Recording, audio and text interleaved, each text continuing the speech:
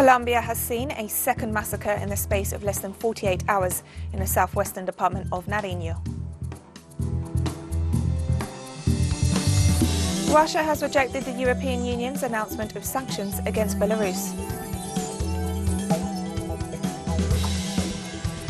The Iraqi Prime Minister is set to meet President Donald Trump for a summit on Thursday. From the headquarters of Teleso English in Havana, Cuba, this is From the South, and I'm Katrina Goss. And we begin in Colombia, where a second massacre in the space of less than 48 hours has occurred in the southwestern department of Nariño. 3 indigenous people from the Awa community were murdered. The mayor of the municipality of Ricoarte, Eder Burgos, confirmed that the events occurred in the Pialambi reservation in Pueblo Viejo and could only be confirmed sometime later due to the remoteness of the area. According to witnesses, the massacre was committed by armed men while the victims were playing football. The mayor demanded a response from the national authorities to the escalation of violence in this region of the country.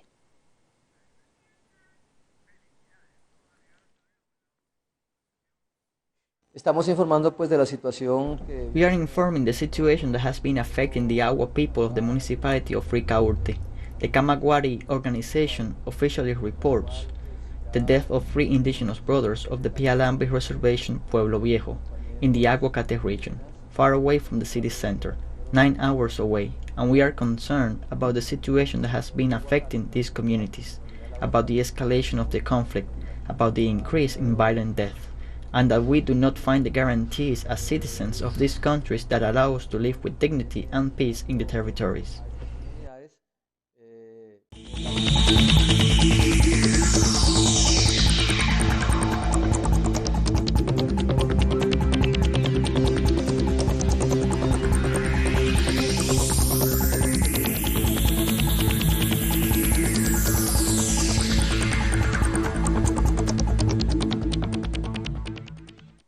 A Cuban medical brigade has arrived in South Africa, where it will be transferred this Wednesday to the landlocked nation of Eswatini to assist in the fight against COVID-19.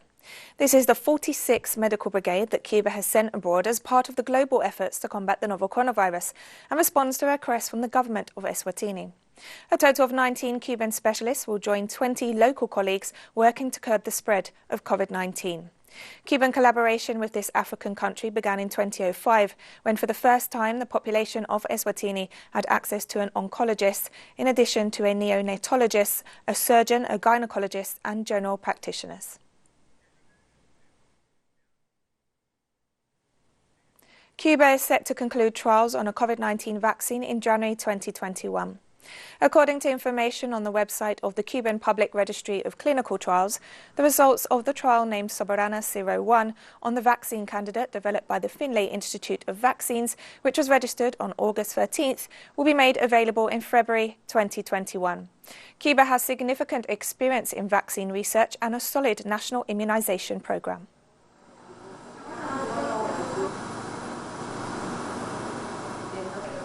Cuban health authorities reported 74 new COVID-19 cases confirmed in the past 24 hours this Tuesday.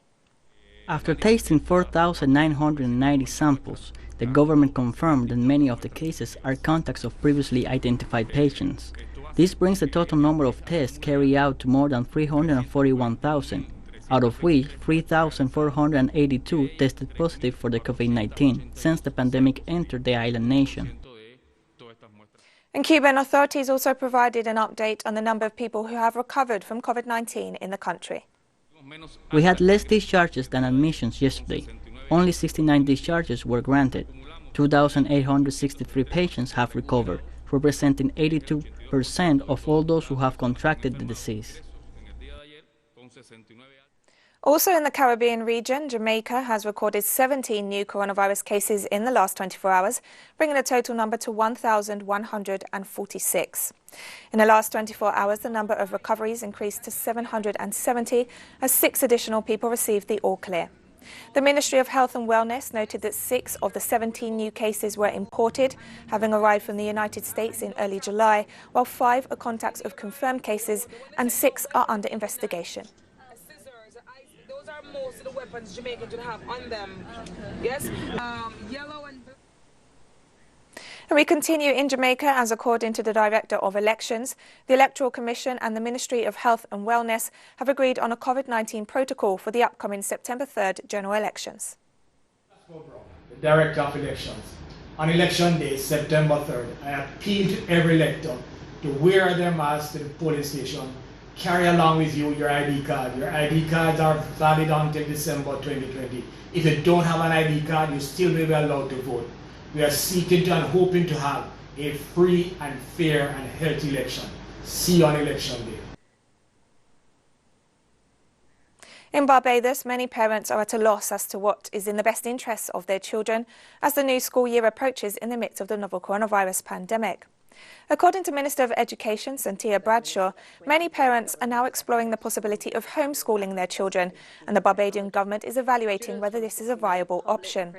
According to Article 42 of the Constitution, school-aged children may be exempted from compulsory attendance at school if the instruction being received at home is of a standard satisfactory to the minister. As compared to 3,379 in 2019. This year, we sought to create a video to be able to simplify the process for parents and guardians in making this selection. And I believe that is the way we have to go in terms of using technology, not only to educate our students, but also to educate parents in helping them to make proper decision making for their students. And we'll be right back after this short break, so don't go away.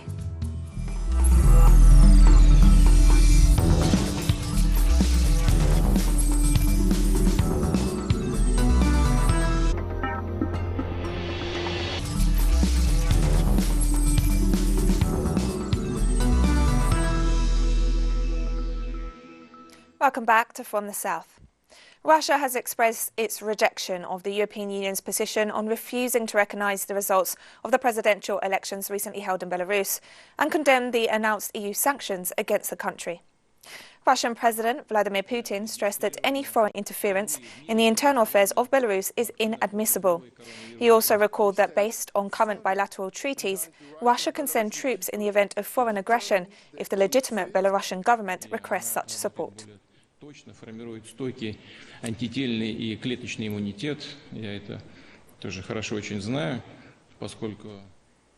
And on Wednesday, Belarusian President Alexander Lukashenko criticised the opposition during a meeting in the capital Minsk, accusing Western states of sponsoring protests against his presidency.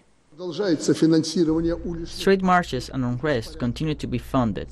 Western states now openly, with no discretion, announce fundraising intended for Belarus. We say that, of course, we can trace all the funds coming here, as many of them come in cash, but we are aware and will zero in on this issue. Those who are sharpening their swords today, especially abroad, will be met with serious resistance. These are not empty words. Polish flags are already being raised in Grodno. This is not acceptable, and such actions will be cut off utterly and completely. In the United States, the Democratic Party is preparing for the third day of its national convention after officially naming Joe Biden as its candidate for the presidential race. The annual event has seen speeches by Democratic leaders such as the now official presidential candidate, Joe Biden, former presidential hopeful Senator Bernie Sanders, Michelle Obama, former Presidents Bill Clinton and Jimmy Carter, among others. The convention agenda focuses on the three major crises in the US: the COVID-19 pandemic, the economic crisis and racial injustice. It's scheduled to end on Thursday.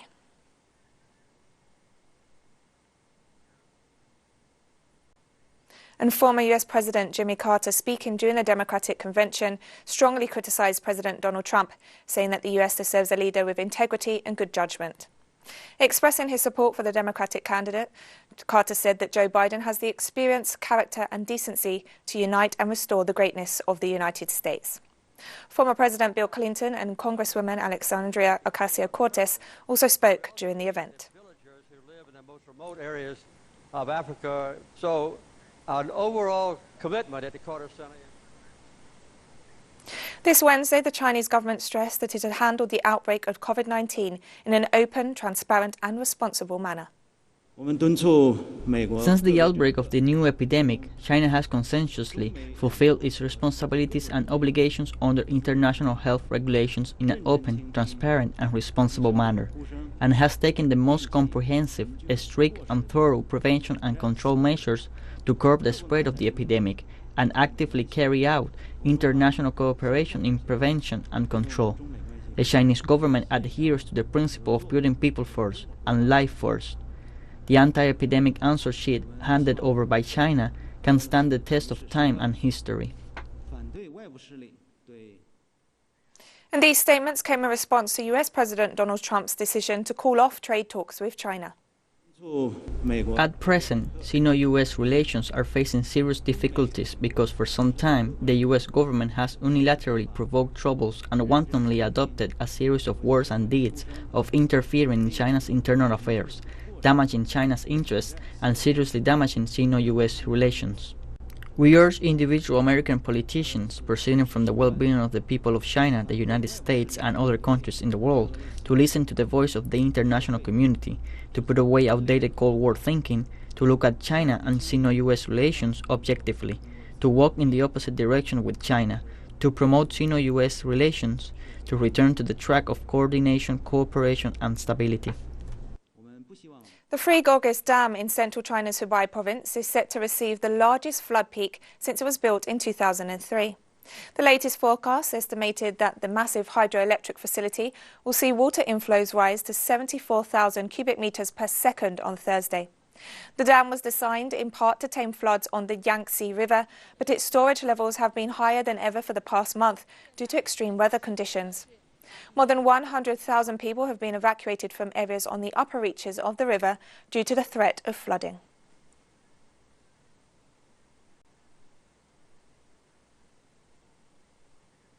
And in India, heavy rain has flooded roads, homes and backed up traffic in New Delhi. Videos on social media showed waterlogged streets, submerged cars and huge traffic jams resulting from the heavy rainfall that began early on Wednesday. India's weather department has forecast that more rain is expected in the region on Thursday and issued an alert. Floods are very common in Indian cities during the monsoon season, often due to poor drainage.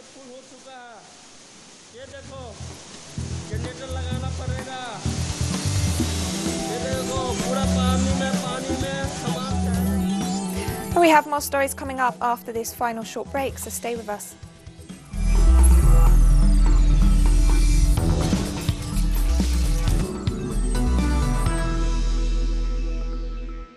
Welcome back to From the South. Iraqi Prime Minister Mustafa al-Qasimi will have partial authority to adopt agreements during a summit with US President Donald Trump in Washington on Thursday, according to a legal expert who confirmed the news this Wednesday. In statements to the Iraqi news agency, jurist Ali al-Tamimi said that any of the conclusions of the meeting between the two leaders will pass through the filter of Parliament. According to the Iraqi constitution, only the House can ratify treaties or conventions proposed or signed by the Council of Ministers. For their approval, they require the consent of 2/3 of lawmakers in the case of strategic pacts on borders, peace or military alliances. Once accepted by Parliament, which then issues a law, the President of the Republic provides his consent.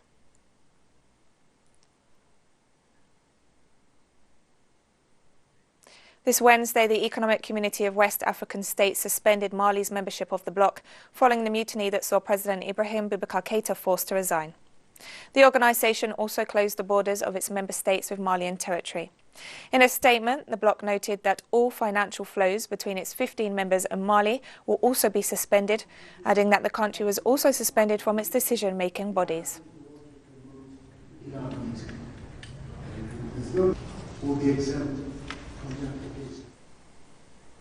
Meanwhile, the group of soldiers responsible for the mutiny and coup against President Ibrahim Boubacar Keïta have organised themselves in what they call the National Committee for the Salvation of the People.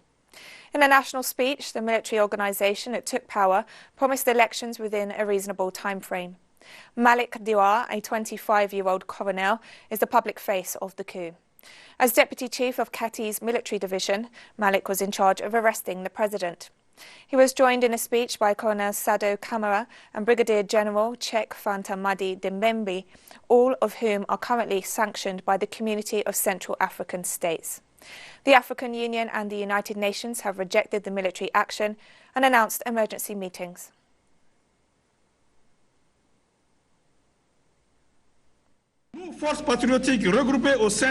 We, the patriotic forces united in the National Committee for the Salvation of the People, CNSP, decided to take responsibility in front of the people and of history to ensure the continuity of the state and public services.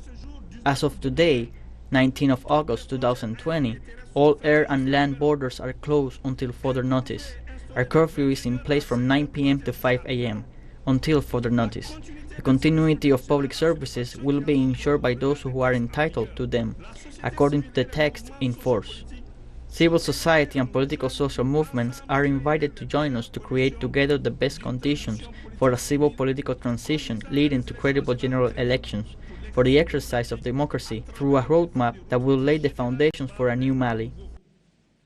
Indonesia's Mount Sinabung in Sumatra Island erupted again on Wednesday, sending a column of volcanic material into the air. The activity marks the 9th time that the rumbling volcano on Sumatra Island has erupted in less than a week. However, there have not been any reports of damages so far. Authorities issued a warning to planes flying near the volcano, which last saw a deadly eruption in 2016. The crater's alert status remains at the second highest level.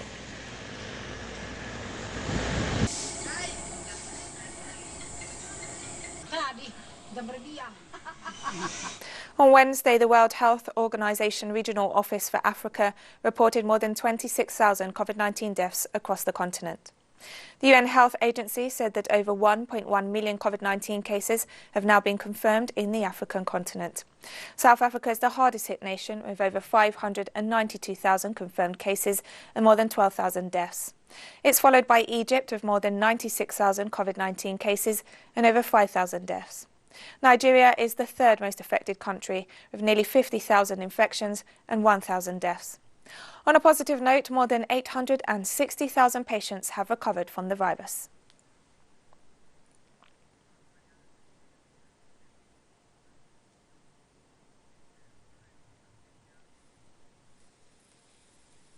And South Africa has lifted the ban on cigarette and alcohol sales almost 5 months after it came into effect, as the country went into a strict nationwide lockdown to slow the spread of the novel coronavirus. The ban has been lifted, and it's already available now. Me personally, as a smoker, I'm happy.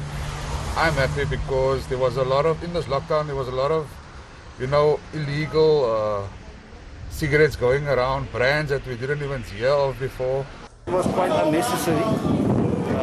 I can't see how this can impact the coronavirus epidemic in any case. None of the other countries were on lockdown was on bans with regards to alcohol and cigarette sales. Well, I had to come and buy some wine for my missus before she killed me, because she's suffering serious withdrawal symptoms. Pope Francis has stressed that the coronavirus pandemic deepens inequalities between the rich and the poor, and called for a vaccine to be provided to all, not just the wealthiest. It would be sad if, for the vaccine of COVID-19, priority were to be given to the richest. It would be sad if this vaccine were to become the property of this nation or another, rather than universal and for all. The pandemic has exposed the plight of the poor and the great inequality that reigns in the world. And the virus, while it does not distinguish between people, has found in its devastating path great inequalities and discrimination, and it has exacerbated them. On the one hand, it is essential to find a cure for this small but terrible virus, which has brought the whole world to its knees. On the other, we must also cure a larger virus, that of social injustice, inequality of opportunity, marginalization, and the lack of protection for the weakest. This Wednesday is World Humanitarian Day, when tribute is paid to humanitarian workers across the globe. To mark the date, we are honouring all those health workers who, like the Cuban medical brigades providing their services across the world, continue to provide life-saving support and care to the people most in need. Remember, you can find these and many other stories on our website at telesoenglish.net and on social media. For Teleso English, I'm Katrina Goss, and thank you for watching. Altísimos silencios de sin razones y el miedo va goteando de los valientes antes que los sudores y que la sangre, el instinto genuino ella le advierte. Permutar de destino se le hizo tarde. ¿Qué estoy haciendo aquí? Amando este país como a mí mismo. No, que va, no hay heroísmo. Vine a darle un beso al mundo y nada más. Pandemonium capital de los infiernos. Solo por los temores se filtra el alma. Restos de quien al instante deshicieron. Niños que tras el hambre se irán con calma. Viejos jinetes del horror.